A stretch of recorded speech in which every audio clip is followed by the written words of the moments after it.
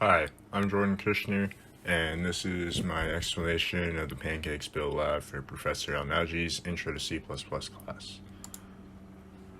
So initially we have our pancakes function. I can't fit it all in the same slide, so I have it broken up into two. So for the first part of the pancakes function, it's a void function, so it's not going to return anything. I declare an array called guess. It's size 100 because can have up to 100 guests at the table. In the for loop, we have it I only be less than a, so that the a represents the number of customers in the function. We have I less than a, so that the for loop only runs the number of times as there are customers, not all 100 times. So if we only have 7 customers, we don't need to run 100 times. So the user inputs the number of pancakes eaten by each customer. Then I declare the cost and the total both as doubles. I set cost equal to 1.01. It's a hard cost of $1.01 per pancake. And initially I set the total to 0 because if nobody eats any pancakes, then the cost will start at 0.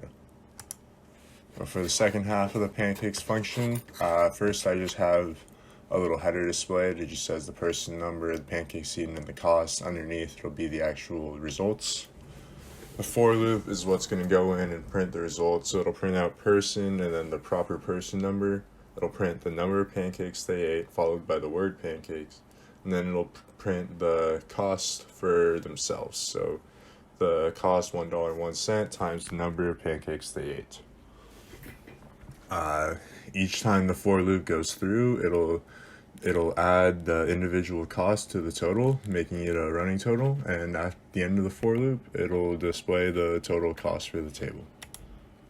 The main function asks for the user input on the number of guests, and then it will use that number of guests as the parameter in the pancakes function earlier. So it asks for the user for the number of guests, and it takes that number and uses it for the pancakes function, which is then what will go and show our results and our bill and everything else. And then at the end, I just have a screenshot of my output. As you can see, everything runs fine, and you'll notice that the only output that you can see from the main function is how many customers are at the table. All of the rest of the output actually comes from the pancakes function. Once again, I'm Jordan Kushner. This is my Pancakes Bill Lab. Thank you for watching.